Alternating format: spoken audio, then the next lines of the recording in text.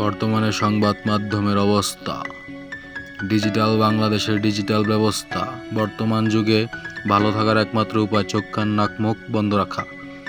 কুকুর মার খেয়েও বিশ্বাসী থাকে, আর মানুষ ভালোবাসা পেয়েও বিশ্বাসঘাতকতা করে। কখনো যদি আপনার ঘরের সমস্যা সমাধানের জন্য বাহিরের মানুষের প্রয়োজন হয়, তখন বুঝে নেবেন আপনার পরিবারটা আর পরিবার নেই, শেষ হয়ে গেছে। অতিরিক্ত স্ত্রীভক্ত ছেলেরা কোনোদিন সুখী হয় না। তার নিজের জীবন দিয়ে হলেও স্ত্রীকে ভালো রাখে, না পায় স্ত্রীর সাপোর্ট, না পায় সম্মান, শুধু দিন শেষে পায় স্ত্রীর অবহেলা।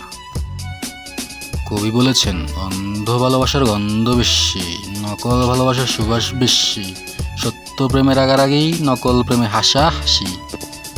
আপনাকে সব কিছু স্কুল থেকে নিতে হবে, যেমন বই, ইউনিফর্ম, জুতা, বেল্ট, কিন্তু শিক্ষার জন্য আপনি বাইরে টিউশন করিয়ে নিয়েন। সব বুঝতেও সময় লাগলেও কি বুঝতে সময় লাগে না? ভুল বুঝতে। তুমি খাঁচায় কেন? আমি কথা বলতে পারি না তাই। নারীরা স্বামীকে পাশে চায় অসুস্থতার সময়, সন্তান গর্ভে থাকা অবস্থায় এবং সন্তান ডেলিভারির সময়।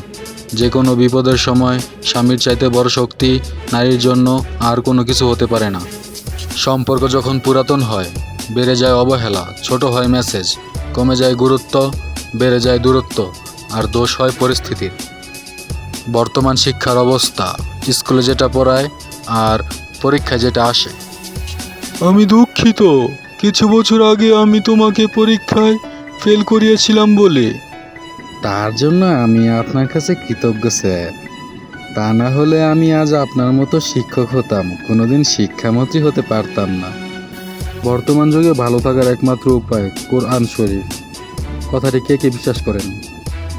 বর্তমানে বাংলাদেশের স্বাধীনতার অবস্থা, আসলে এই ব্যাপারটা সত্যি। প্রতিটি ছেলে যদি জানতো তার মায়ের কি কষ্ট, তাহলে আজ পৃথিবীতে কোনো বৃদ্ধাশ্রম নামে স্থান থাকতো না। বড় বড় ডিগ্রি অর্জন করে কী লাভ, মন আর বিবেকটা যদি অশিক্ষিত থাকে? যে পরিবারে পুরুষ থাকতো মহিলা মাতব্বর, ওই পরিবারের সাথে ভুলেও আত্মীয়তা করবেন না।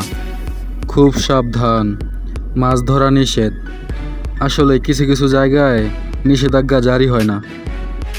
সাকসেসফুল হতে হলে জীবনে অনেক অপমান আর খারাপ সময় সহ্য করতে হয়, কথাটা সত্য। বৃষ্টি না আসলে বোঝা যায় না ছাতার কোথায় ছিদ্র আছে, তেমনি খারাপ সময় না আসলে বোঝা যায় না কার মনে কি আছে। ভদ্রতা কোনো দুর্বলতা নয়, ভদ্রতা হলো মা বাবার দেওয়া শিক্ষা। কেউ কাউকে দীর্ঘদিন পছন্দ করে না, টাকায় আপন লোক বাড়ায়। আসলেই বাস্তব একটি কথা।